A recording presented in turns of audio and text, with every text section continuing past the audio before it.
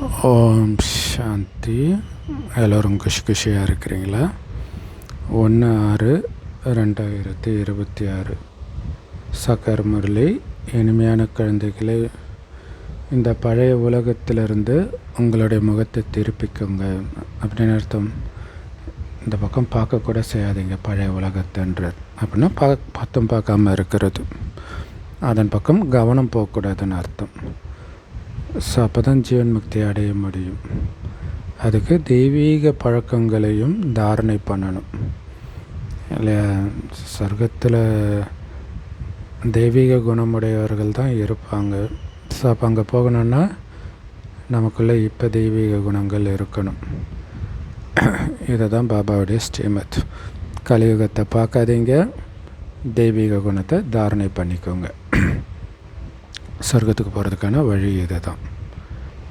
கேள்வி: பாபாவை தவிர யாராலையும் கற்றுக் கொடுக்க முடியாத பழக்கம் என்ன?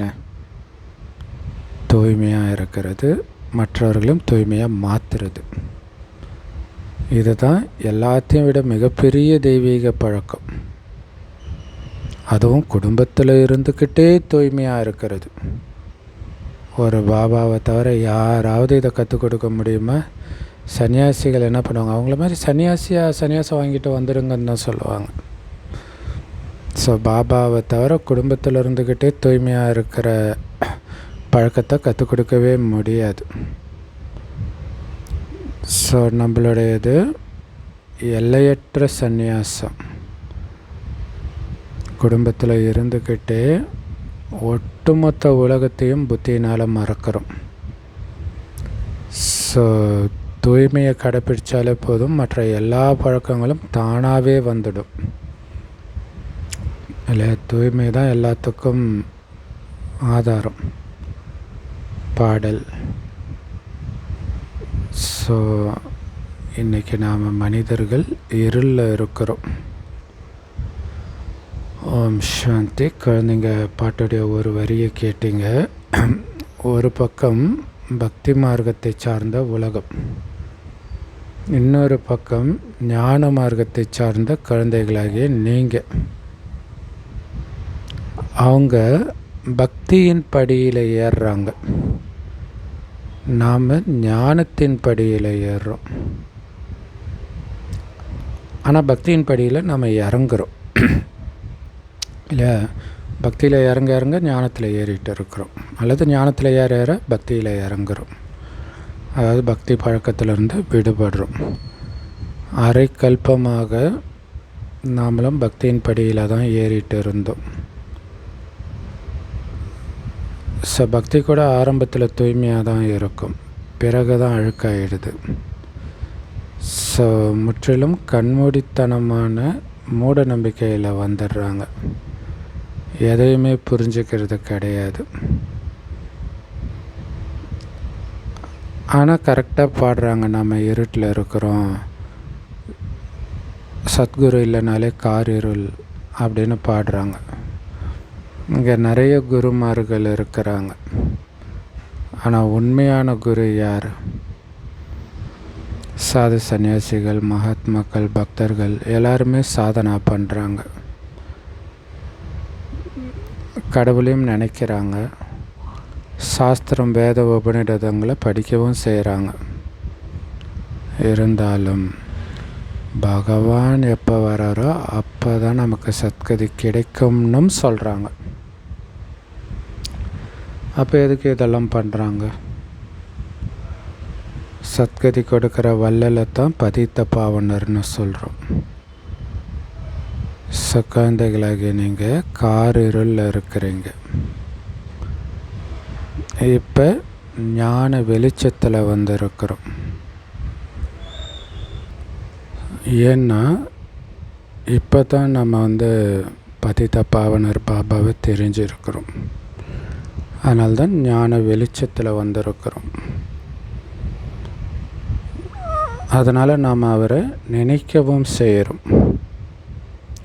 ஸோ எந்த அளவுக்கு பாபாவை நினைக்கிறோமோ, ஞானத்தை கடைப்பிடிக்கிறோமோ, அந்த அளவுக்கு உங்களுடைய அறியாமை இருள் அழியும்ன்றார். பாபா நினைவில் இருக்கிறதன் மூலமாகவும் அவருடைய ஸ்ரீமத் படி நடக்கிறதன் மூலமாகவும் தான் அறியாமையிலிருந்து வெளியில் வரும். ஸோ இப்போ நம்மளை வெளிச்சத்துக்கு அழைச்சிட்டு போகக்கூடியவர் ஒரே ஒரு தந்தை தான். ஞான மையை சத்குரு கொடுத்தார் அப்படின்னு சொல்லுவாங்க.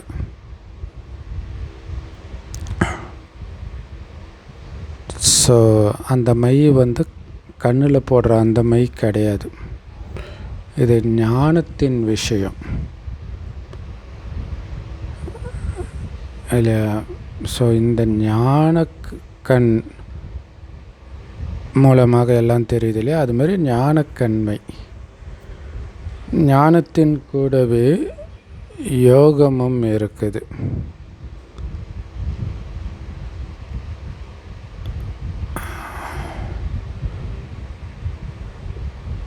அதே மாதிரி பக்தியை கற்றுக் கொடுக்குறாங்க இல்லையா சில சாது சன்னியாசிகள், அவங்களுடைய நினைவின் தொடர்பும் கண்டிப்பாக இருக்குது. அதாவது அந்த குருமார்களை நினச்சிட்டு இருப்பாங்க பக்தி மார்க்கத்தினர். இப்போ குருமார்களை வணங்குறது தான் அதிகமாக இருக்கு இல்லையா? ஷிரடி சாய்பாபா, ராகவேந்திரர், சத்ய சாய்பாபா அந்த மாதிரி. ஆனால் குழந்தைகளாகிய உங்களுடைய புத்தியின் நினைப்பு அந்த நிராகார பரமபிதா பரமாத்மாவோடு இணைஞ்சு இருக்குது.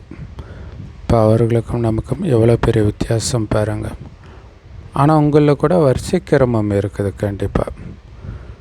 குழந்தைகளாகிய உங்களை தவிர வேறு எந்த மனுஷனுக்குமே பரமபிதா பரமாத்மா சர்வ சக்திவானோட புத்தி தொடர்பு இணையிறது கிடையாது இல்லை.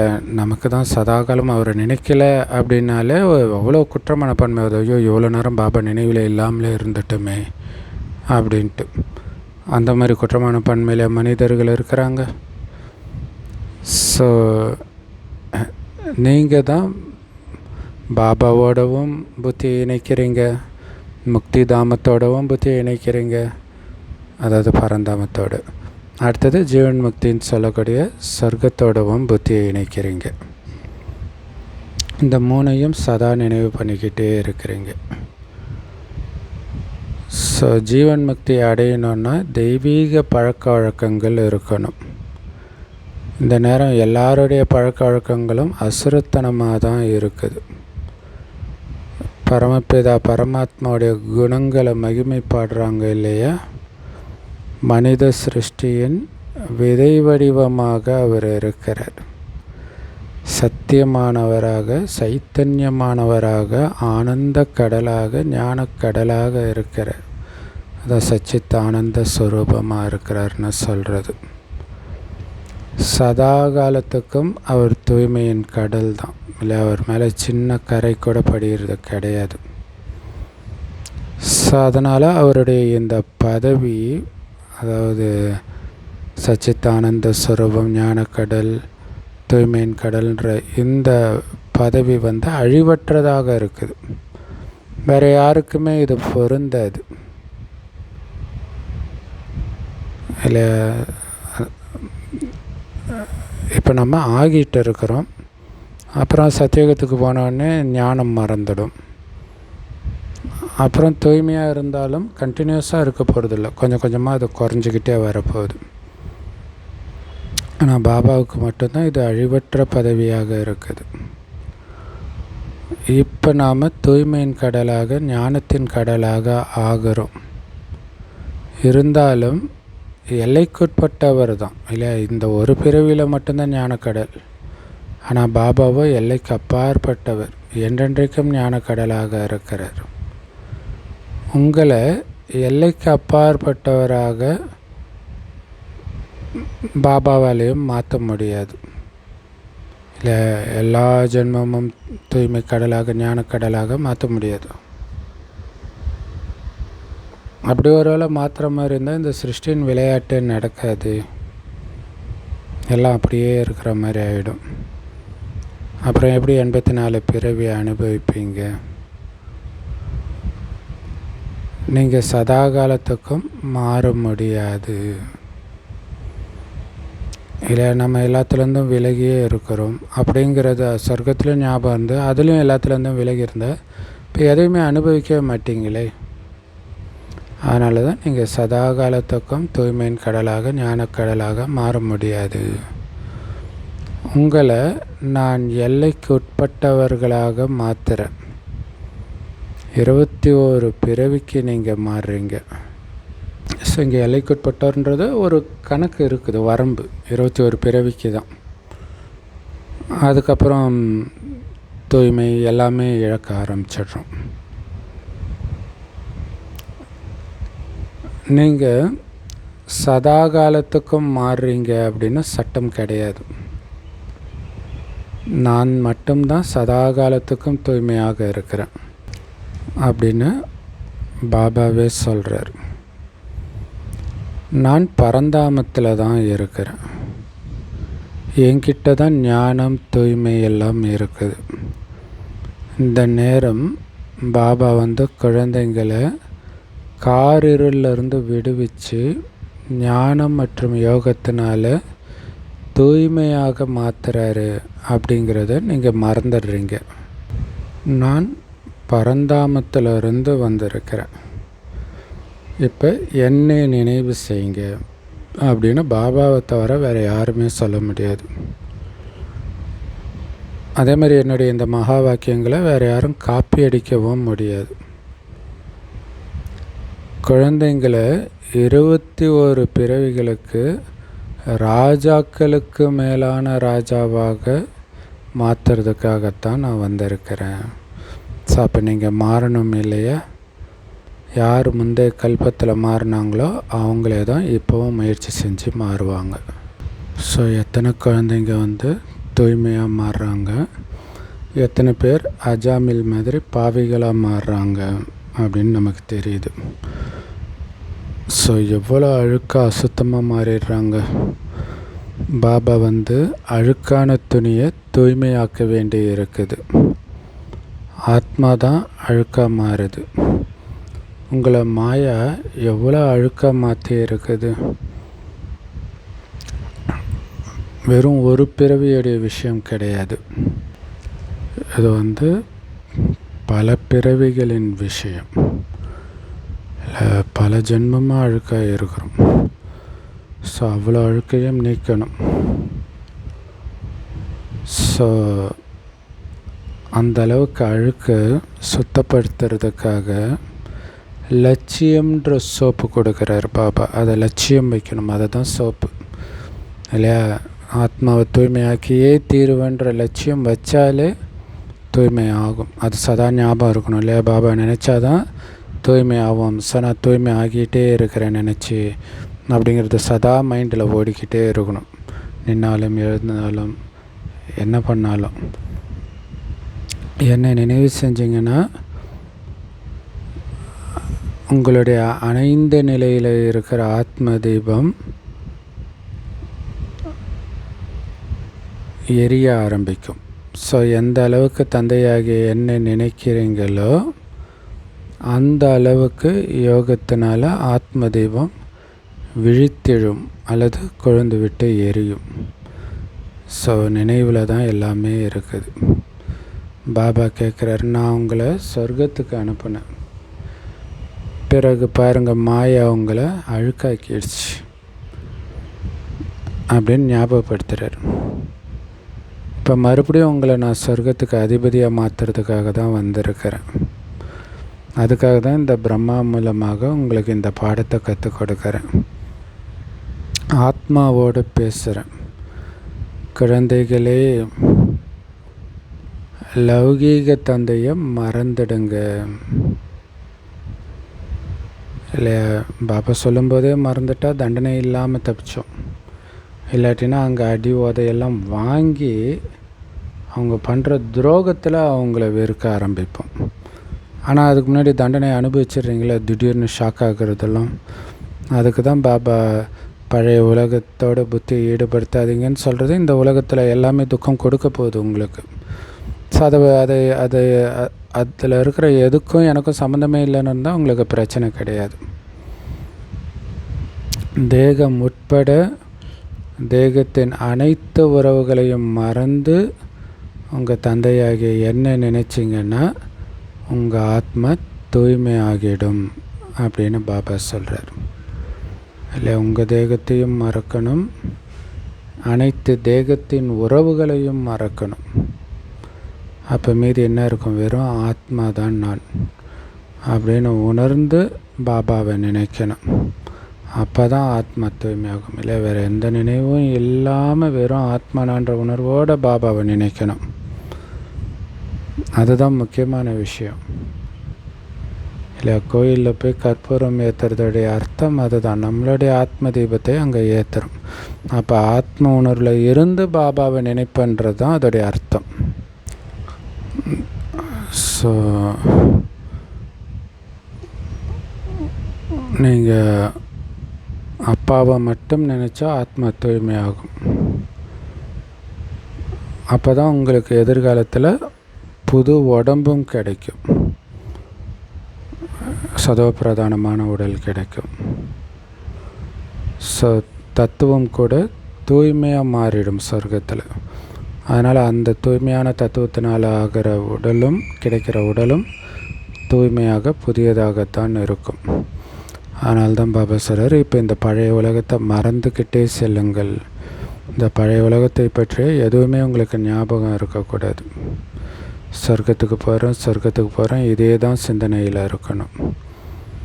என்னை நினைத்தால் நீங்கள் என்கிட்ட வந்துடுவீங்க, பிறகு சொர்க்கத்துக்கு போவீங்க அப்படின்னு பாபா சொல்கிறார். பரந்தாமத்துக்கு போயிட்டு சொர்க்கத்துக்கு போவோம். இதுவோ பழைய உலகம். ஸோ ஏதாவது புது பொருளை உருவாக்குறாங்கன்னா அதுக்கு புது பேர் வைப்பாங்க. புது டெல்லி, பழைய டெல்லின்னு சொல்கிறாங்க இல்லையா? ஆனால் உலகமே பழசாயிடுச்சு. இதில் எப்படி ஒரு ஊர் மட்டும் புதுசாக இருக்க முடியும்? இப்போ இந்த பழைய உலகத்திலேருந்து உங்களுடைய புத்தியை முற்றிலும் விலக்கணும். இல்லை, எதுலேயுமே ஸ்லைட்டாக கூட உங்கள் புத்தி ஈடுபட்டுட்டு இருக்கக்கூடாது. ஆத்மாக்களாகிய நம்முடைய வீடு ஸ்வீட் ஹோம் அல்லது நிர்வாணதாமம் அல்லது பரந்தாமம்னு சொல்லலாம். இல்லை, அந்த பரந்தாமத்துக்கு பேர் தான் ஸ்வீட் ஹோம், இனிமையான வீடு. அங்கே போகணும்.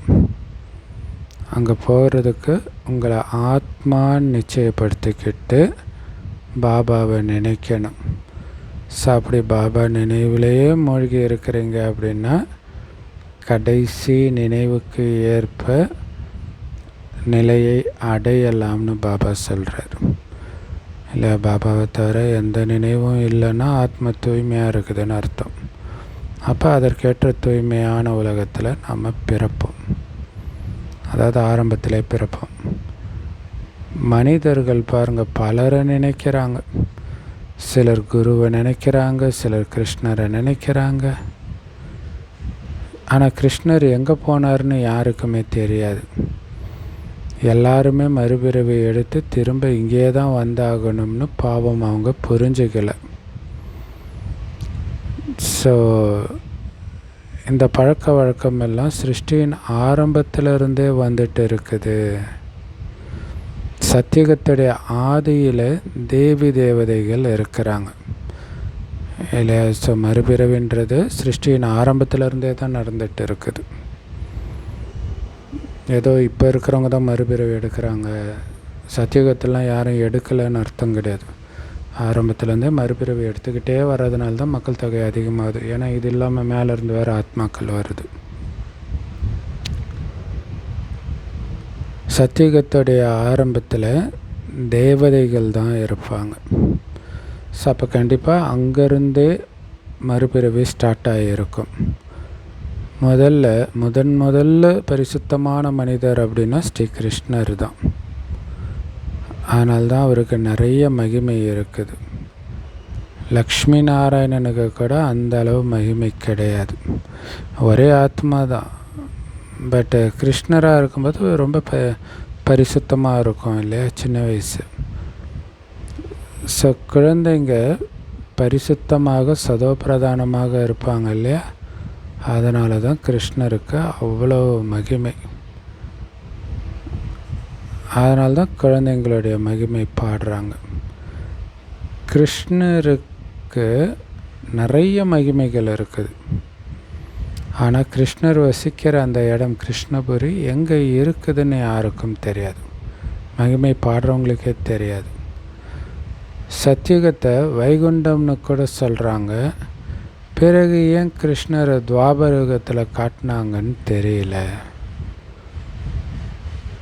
ஸோ அதே பொருள் வேறு பேர் தேசத்தில் ரூபத்தில் வர முடியாது இல்லை. கிருஷ்ணருன்றது அந்த ஒரு நேரம்தான், சத்தியுகத்தின் தொடக்கத்தில் வரார் இல்லையா, அப்போ தான் அந்த ரூபம், அந்த பேர் எல்லாமே இருக்கும், அந்த தேசம் எல்லாமே இருக்கும்.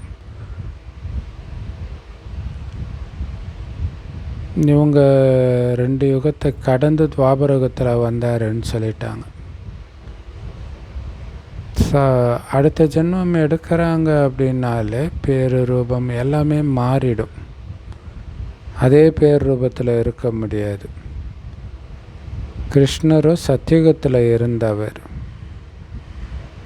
இந்த ஜெகத் மாதா, ஜெகத் பிதாவே லக்ஷ்மி நாராயணனாக மாறுறாங்க. அதாவது மம்மா பாபாவே லக்ஷ்மி நாராயணனாக மாறுறாங்க. சத்தியுகத்தை தான் கிருஷ்ணபுரின்னு சொல்கிறோம். இந்த கலியுகமோ கம்சபுரி. ஸோ இங்கே எல்லோருக்கும் அசுர பெயர்கள் தான் இருக்குது. குறிப்பாக கம்சபுரின்றது அசுர பெயர். அங்கே சொர்க்கத்தில் தெய்வீக ராஜ்யம் இருந்தது. இங்கே அசுர சம்பிரதாயமாக இருக்கிறாங்க மனிதர்கள். தந்தை சங்கமயுகத்தில் தான் குழந்தைங்களுக்கு புரிய வைக்கிறார். அந்த தந்தையைத்தான் படைக்கக்கூடியவர், மனித சிருஷ்டியின் விதை ரூபம் அப்படின்னு சொல்கிறோம். ஸோ கண்டிப்பாக அவர் புது மனிதர்கள் உள்ள சிருஷ்டியை தானே படைப்பார். பாபா நீங்கள் தான் பதித்த பாவனர்னு பாடுறோம். இந்த பதித்த சிருஷ்டியை பாவனமாக்கணும்னு சொல்கிறோம்.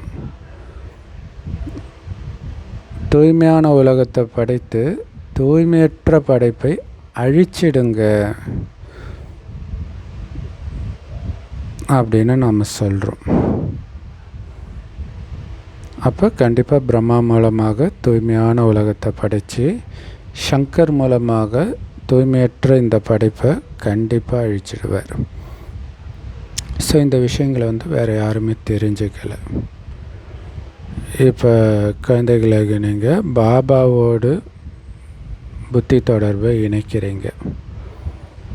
பாபா அழுக்கான உடைகளை அடித்து துவைக்கிறத நீங்கள் பார்க்குறீங்க.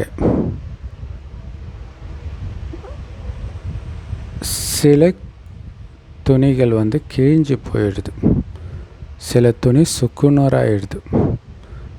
சிலரும் முற்றிலும் அழுக்காக அஜாமில் போன்ற பாவிகளாக இருக்கிறாங்க.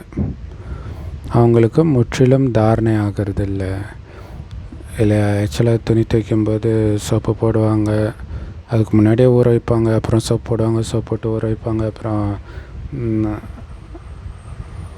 ப்ரெஷ்ஷு இப்போ அதுக்கு முன்னாடிலாம் அடிப்பாங்க இல்லையா, அடித்து துவைப்பாங்க. ஸோ அப்படி அடிக்கிறது தான் பாபா தினம் தினம் தினம் தினம் முரளியில் சொல்கிறது. ஸோ அதில் நஞ்சு போன துணி கிழிஞ்சிடும் இல்லையா. அந்த மாதிரி பலகீனமான ஆத்மாக்கள் அந்த ஞானத்தை தாரணை பண்ணுறது கிடையாது. இன்னும் விகாரத்திலே மூழ்கிடுறாங்க. அஜாமில் மாதிரி முற்றிலும் பாவிகளாக இருக்கிறாங்க. அவங்களுக்கு முற்றிலும் தாரணை ஆகாதுன்றார். ஸோ பாபா எவ்வளோ நல்ல விஷயங்களை புரிய வைக்கிறார். இனிமையாக இல்லையா, விகாரத்திலே விழுந்தாங்கன்னா எப்படி தாரணை ஆகும்? இனிமையான செல்லமான குழந்தைகளே, மிகவும் அன்பான தந்தையான என்னை நினைவு செய்யுங்க. மிகவும் அன்பான சுகதாமத்தை நினைவு செய்யுங்க அப்படின்னு பாபா சொல்கிறார். இப்போ தான் இது நம்ம கேட்குறோம். ஆனால் இப்போ கூட உலகத்தில் யாருக்குமே இதெல்லாம் தெரியல. இது துக்கம் நிரம்பிய உலகம். அதனால்தான் மனிதர்கள் ஐயோ ஐயோன்னு கதறிட்டு இருக்கிறாங்க. ஒருவருக்கொருவர் அடிச்சிட்டு துக்கம் கொடுத்துட்டு இருக்கிறாங்க. பகவானே பாதுகாப்பு கொடுங்கன்னு சொல்கிறாங்க. ஸோ இது கண்டிப்பாக எல்லாருடைய வாயிலிருந்தும் வருது. எங்களை காப்பாற்றுங்க, இப்போ எல் நீனோ வருதுன்ட்டு எல்லாம் பதறாங்க. ரிசெஷன், குளோபல் க்ரைசிஸ் எல்லாமே மக்களை ஒரு பதற்றத்திலே வச்சிருக்குது. பாபாவோ விடுவிக்கக்கூடியவர். குறிப்பாக குழந்தைகளாகிய நம்மையும் பொதுவாக எல்லாரையுமே கூட்டுட்டு போகிறதுக்காகத்தான் பாபா வந்திருக்கிறார். ஸோ குழந்தைகளாகிய உங்களுக்குள்ள கூட இந்த பெருமிதம் வரிசைக்கிரமத்தில் தான் இருக்குது. கடவுளே வந்திருக்கார் என்னை கூட்டுட்டு போகிறதுன்றது சாதாரண விஷயமா இல்லை? அது பெரிய விஷயம் இல்லை. இப்போ ஒரு நடிகர் இருக்கிறார், ஒரு அஜித் அவருடைய குழந்தைய ஸ்கூல்லேருந்து கூப்பிட்டு வர்றாருன்னா அது ஒரு பெரிய விஷயமாக பார்ப்பாங்க, அவரே வராருன்ட்டு. அப்போ கடவுளே வராருன்னா அது எவ்வளோ பெரிய விஷயம். ஸோ அந்த போதை ரொம்ப கம்மியானவங்களுக்கு தான் இருக்குதுன்றார். இந்த படிப்பும் சாதாரணமானது கிடையாது, மிக உயர்ந்த படிப்பு. ஆனால் யாருக்கு இந்த படிப்பை கொடுக்குறாரு? அஜாமில் போன்ற பாவம் செய்த ஆத்மாக்களுக்குத்தான் இந்த ஞானத்தை கொடுத்து சொர்க்கத்துக்கு அதிபதியாக மாற்றுறார். அது வரைக்கும் எல்லோரும் ரொம்ப கீழானவர்களாக இருக்கிறாங்க. அவங்கள தூய்மையாக்கி மிக தூய்மையான உலகத்துக்கு அழைச்சிட்டு போகிறதுக்காகத்தான் பாபா வந்திருக்கிறார்.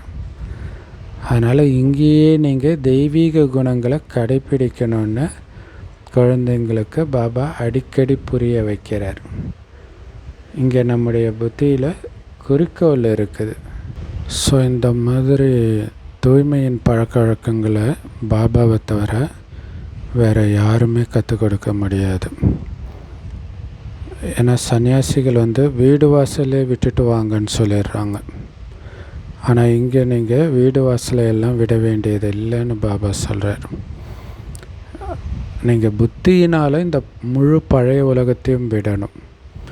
வீட்டில் இருப்பீங்க, வீட்டை பராமரிப்பீங்க, ஆனால் புத்தியினால் இந்த உலகம் என்னது இல்லை அப்படின்ற உணர்வில் இருப்பீங்க. சன்னியாசிகள் பண்ணுறது எல்லைக்குட்பட்ட சந்நியாசம். ஆனால் நாம் பண்ணுறது ஒட்டுமொத்த உலகத்தையும் சந்நியாசம் பண்ணுறதுனால எல்லைக்கு அப்பாற்பட்ட சந்நியாசம். ஸோ அந்த எல்லைக்குட்பட்ட சன்னியாசிகளுக்கே எவ்வளோ மரியாதை இருக்குது பாருங்கள். இன்னும் கேட்டால் சாதுக்கள் அமைப்பு அரசாங்கத்துக்கே ஆலோசனை கொடுக்குது. இன்னும் போக போக இந்த சாது சன்னியாசிகள்லாம் கூட தாய்மார்களாகிய உங்களுடைய கால்களில் விழுவாங்கன்றார். தாய்மார்கள் இல்லாமல் அவங்க முன்னேறவே முடியாது, அவங்கள காப்பாற்றவே முடியாது. ஏன்னா நீங்கள் தான் ஞானத்தை கொடுக்குறீங்க. மற்றபடி காலில் விழக்கூடிய விஷயம் கிடையாது. அப்படின்னா காலில் விழுவாங்கன்னு அர்த்தம் கிடையாது, உங்ககிட்ட சரண்டர் ஆவாங்க, உங்கள் மூலமாக ஞானத்தை கேட்பாங்கன்னு அர்த்தம். ஸோ யாராவது உங்ககிட்ட நமஸ்தே சொல்கிறாங்கன்னா நீங்களும் பதிலுக்கு நமஸ்தே சொல்லுங்கள். ராம் ராம்னு சொன்னால் நீங்களும் ராம் ராம்னு சொல்லுங்கள். இல்லையா? அவங்களுக்கு ஏற்ற மரியாதை கொடுக்கும்போது தான் அவங்களுக்கு பிடிக்கும், நம்ம சொல்கிறத கேட்பாங்க. குழந்தைகளே நமஸ்காரம் அப்படின்னு பாபாவை கூட நமக்கு சொல்கிறார். நான் குழந்தைகளாகிய உங்களை என்னை விட உயர்ந்தவர்களாக மாற்றுறேன். உங்களை பிரம்மாண்டத்துக்கும் அதிபதியாக்குறேன், சிருஷ்டிக்கும் அதிபதியாக்குறேன். பிறகு நான் வானப்பிரஸ்த நிலைக்கு போயிடுறேன், பரந்தாமத்துக்கு போயிடுறேன். ஸோ நீங்கள் ராஜ்யத்தை அனுபவிக்கணுன்னா இப்போ பாபா சொல்கிற ஸ்ரீமத் படி நடக்கணும். இந்த பழைய உலகத்தில் இருந்துக்கிட்டு உங்களுடைய முகத்தை பழைய உலகத்திலிருந்து வேறு பக்கம் திருப்பிக்கணும், சொர்க்கத்தின் பக்கம் திருப்பிக்கணும். உங்களுடைய குணமெல்லாம் சொர்க்கத்தில் இருக்கக்கூடிய குணம் தான். அப்போ சொர்க்கத்திலேயே இருப்பதாக புத்தினால் நினச்சி அந்த குணத்தை இப்போ எமர்ஜ் பண்ணணும். அப்போ தான் கடைசியில் நேற்று தான் சொர்க்கத்தில் இருந்த மாதிரி உங்களுக்கு உணர்வு வரும்ன்றார். ராவணன் மற்றும் சீதையுடைய பொம்மை கூட இருக்குது இல்லையா? சீதை பக்கம் ராவணன் வந்த உடனே சீதை வந்து முகத்தை திருப்பி ராமரை பார்க்குற மாதிரி இருக்குமா. அதே மாதிரி ஸ்ரீகிருஷ்ணர் நரகத்தை எட்டி உதைக்கிற மாதிரியும் சொர்க்கத்தை கையில் வச்சிருக்கிற மாதிரி கூட கிருஷ்ணருடைய படம் இருக்குது. பாபா ரொம்ப நல்லா புரிய வைக்கிறார்.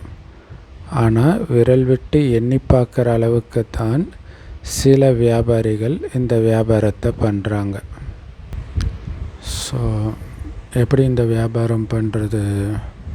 உங்களுடைய பழைய உடல், பழைய மனம், பழைய செல்வம் எல்லாத்தையும் கொடுத்துட்டு புத்தம் புதியதாக பாபா கிட்ட வாங்கிக்கோங்க. சொர்க்கத்தில் புது உடல் கிடைக்கும், புது மனத்தை இப்போதே நம்ம வாங்கிக்கிறோம். ஸோ புது செல்வமும் சொர்க்கத்தில் கிடைக்கும். ஸோ இதுதான் மிகவும் முதல் தரமான இன்சூரன்ஸ். நீங்கள் உங்கள் ஆத்மாவை தூய்மையாக மாற்றிட்டிங்கன்னா உடலும் தூய்மையாக கிடைக்கும் இல்லையா? ஆத்மாவை தூய்மையாக்குறது, மனம் தூய்மையாகிறது ரெண்டுமே ஒன்று தான் இல்லையா? ஸோ அப்போ தான் உடல் தூய்மையாக கிடைக்கும்.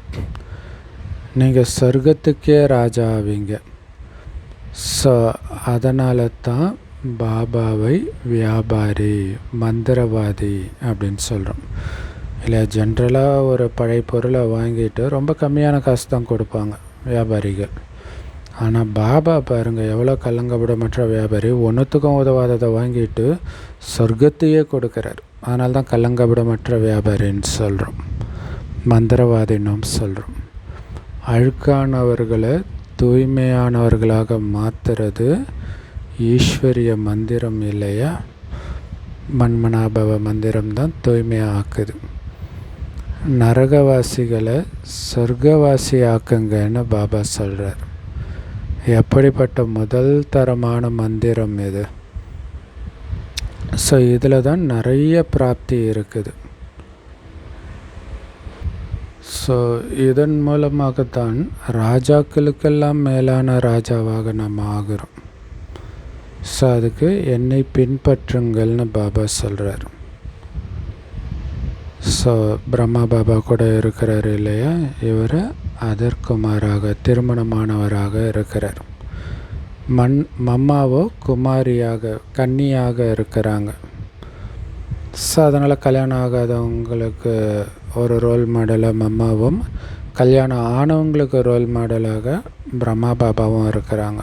ஸோ ஃபாலோ பண்ணணும் இல்லையா? ஆஸ்தி சிவபாபா கிட்ட இருந்து தான் கிடைக்கிது. நாம் எல்லோருமே சகோதர சகோதரிகள், தந்தை கிட்டேருந்து ஆஸ்தி அடைகிறோம் அப்படின்னு நம்ம சொல்கிறோம். லௌகீக முறைப்படி பார்த்தா கூட சகோதரிகளுக்கு ஆஸ்தி கொடுக்கறது கிடையாது, சகோதரருக்குத்தான் ஆஸ்தி கிடைக்கும். ஆனால் இங்கே உங்கள் எல்லாருக்குமே ஆஸ்தி கிடைக்கிது, சகோதரியாக இருந்தாலும் சரி, சகோதரனாக இருந்தாலும் சரி. ஏன்னா நீங்கள் எல்லோரும் ஆத்மாக்கள், உடம்பு தானே ஆண் பெண் எல்லாம். ஸோ நீங்கள் எல்லோருமே என்னிடம் வரணும் அப்படின்னு பாபா சொல்கிறார். ஸோ பாபா கிட்ட நம்ம பரந்தாமத்துக்கு போயிட்டோன்னா இந்த சகோதரன் சகோதரி உறவு கூட விட்டு போயிடும். அங்கே அப்பா மற்றும் குழந்தை இந்த உறவு தான் இருக்கும். நிர்வாண தாமத்தில் நாம் எல்லோருமே சகோதரர்கள் தான் அப்படின்னு இதனால தான் சொல்கிறார். ஒருவேளை ஈஸ்வர் சர்வவியாபி அப்படின்னா எல்லோரும் தந்தைன்னு ஆயிடுமே. இந்த சர்வவியாபிங்கிற ஞானம் எவ்வளோ நஷ்டத்தை ஏற்படுத்துது இல்லை? சர்வவியாபினா எல்லாருக்குள்ளேயும் வியாபித்து இருக்கிறார். அப்போ நீங்களும் கடவுள், நானும் கடவுள், அப்போ எல்லோரும் அப்பான்னு ஆயிடுமே. அப்போ யாரை நினைத்து வேண்டுவீங்க, என்னத்தை அடைவீங்க, நஷ்டத்தை ஏற்படுத்திக்கிறீங்கன்றார். இப்போ குழந்தைகளாகி உங்களுக்கு பாபாவுடைய நினைவு இருக்குது. பாபாவை நினைக்கிறதுல தான் உழைப்பு அதிகமாக தேவைப்படுது. ஸோ பாபாவை நினைக்கிறதுல தான் உழைப்பு இருக்குதுன்றதுக்காக உங்களை யாராவது யோகாவில் உட்கார வைக்கணும்னு அர்த்தம் கிடையாது. உங்களுக்கு லட்சியம் கொடுத்துட்டார், தூய்மை ஆகணும், பாபாவுக்கு சமமாகணுன்ட்டு. ஸோ அதனால் இங்கே வந்து முரளி கேட்குறதுக்கு தான் நம்ம சென்டருக்கு போகிறோம், யோகா பண்ணுறதுக்கு கிடையாது. ஸோ ஏன்னா உங்களுடைய யோகம் எப்போவுமே பாபாவோடு இருக்கணும். ஸோ முரளியை கேட்குறீங்க, பிறகு போகும்பொழுதும் வரும்பொழுதும் நினைவிலே இருங்க. இல்லை நடந்து சென்டருக்கு போகிற நேரம் ஒரு 5 மினிட்ஸ் 10 மினிட்ஸ் ஆகுது, அல்லது அரை மணி நேரம் 1 மணி நேரம்னா இன்னும் வசதியாக போயிடுச்சு, யோகா டைம் ஆயிடுச்சு. அது மட்டும் இல்லாமல் வேலைக்கு போகிற அந்த நேரம், சமைக்கிற நேரம், இந்த மாதிரி நேரம்லாம் ஈஸியாக பாபா நினைவில் இருக்கலாம். ஸோ நாம் நினைவு யாத்திரையில் போயிட்டு இருக்கிறோம் அப்படிங்கிறது மைண்டில் இருக்கணும். எவ்வளவு முடியுமோ அந்த அளவுக்கு பாபா நினைவில் இருக்கணும். ஸோ 8 மணி நேரம் சரீர நிர்வாகத்துக்கு வேலை செய்கிறதுக்கு பாபா அனுமதி கொடுத்துருக்கிறார். ஸோ மீதி இருக்கிற நேரத்தை பாபா நினைக்கிறதுக்கும் சேவைக்கும் கொடுக்கணும். ஏன்னா இங்கே முக்கியமான விஷயமே தூய்மையாக மாறுறது தான். இது முட்களின் காடுன்னு உங்களுக்கு தெரியும். ஸோ ஒருவருக்கொருவர் விகாரன்ற முள்ளுனால் குத்திக்கிட்டே இருக்கிறாங்க, துக்கம் கொடுத்துக்கிட்டே இருக்கிறாங்க. ஸோ அதனால் பாபா ஸ்ரீமத் படித்தான் நீங்கள் நடக்கணும்னு சொல்லிக்கிட்டே இருக்கார். இல்லை அவங்க முள்ளால் குத்துறாங்க, நீங்களும் திருப்பி குத்தக்கூடாது. ஸோ நமக்கு சிவபாபா மட்டும் இல்லை, பிரம்மா பாபாவும் தான் கற்றுக் கொடுக்குறாரு. ஆனால் எப்போவுமே சிவபாபா தான் நமக்கு சொல்லி கொடுக்குறாருன்னு நாம் புரிஞ்சுக்கணும். நாம் அவருடைய மாணவராக இருக்கிறோம். சிவபாபா நமக்கு தந்தையாகவும் டீச்சராகவும் சத்குருவாகவும் இருக்கிறார். உங்களை நான் திரும்ப என் கூடவே அழைச்சிட்டு போவேன்னு உத்தரவாதம் கொடுக்குறார், உறுதி கொடுக்குறார். ஸோ இப்படி பாபா மாதிரி வேறு யாரும் நமக்கு உத்தரவாதம் கொடுக்க முடியாது. இறை தந்தை தான் சுகத்தை கொடுக்கக்கூடிய தர்மத்தை உருவாக்குறார். அந்த தந்தையை யாருமே தெரிஞ்சிக்காமல் இருக்கிறாங்க. ஒருவேளை பாபாவை மட்டும் தெரிஞ்சுக்கிட்டாங்கன்னா பாபா கொடுக்குற ஆஸ்தியும் தெரிஞ்சிருப்பாங்க. நல்லது.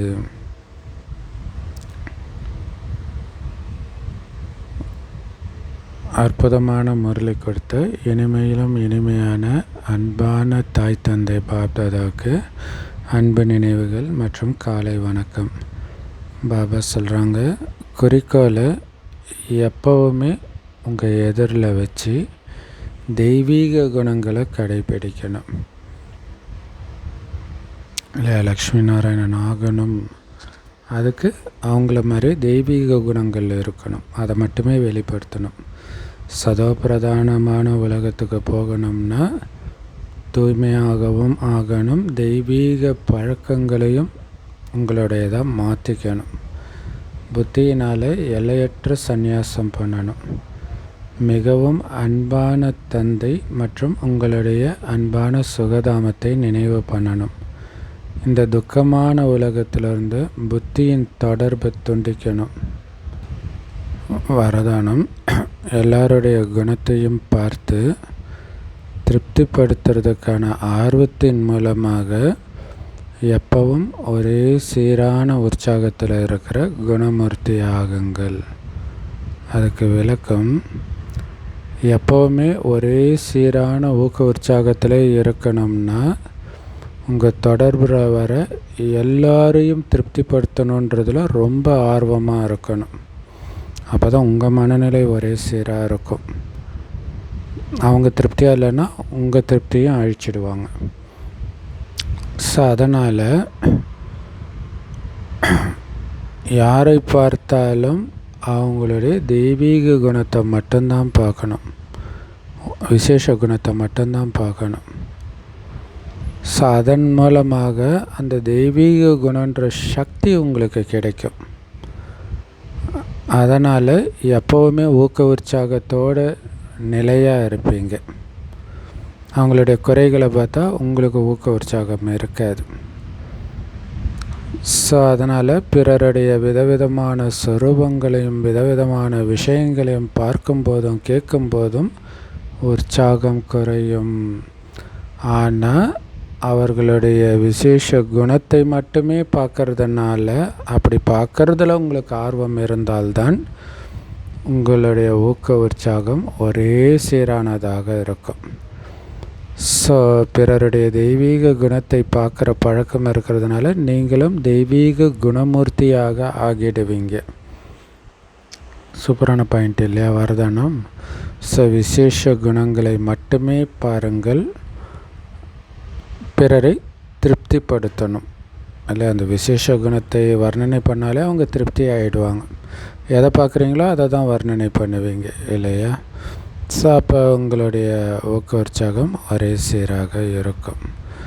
ஸோ மற்ற விஷயங்களெல்லாம் பார்க்காதீங்க, அதனால் உங்களுக்கே மனசு விட்டு போயிடும்.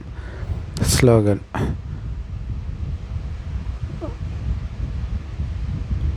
ஸோ இந்த வைராக்கிய உள்ளுணர்வுன்ற அஸ்திவாரம் உறுதியாக இருந்துச்சுன்னா ஒரு நொடியில் அசரீரி ஆகிறது உங்களுக்கு ரொம்ப ஈஸின்றார்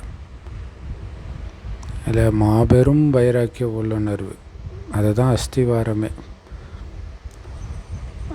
வைராக்கிய உள்ளுணர்வுன்னு என்ன அர்த்தம்? எல்லாத்துலேருந்தும் விடுபட்ட நிலை.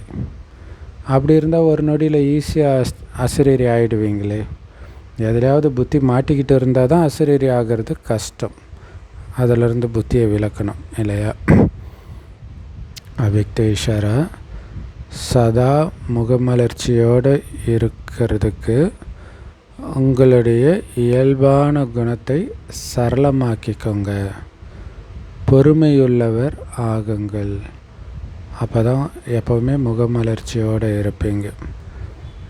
பாபா சொல்கிறார் இல்லையா, உங்கள் முகம் எப்போவுமே மலர்ந்தே இருக்கணும், அதை பார்த்து மற்றவர்கள் சந்தோஷப்படணுன்றார்.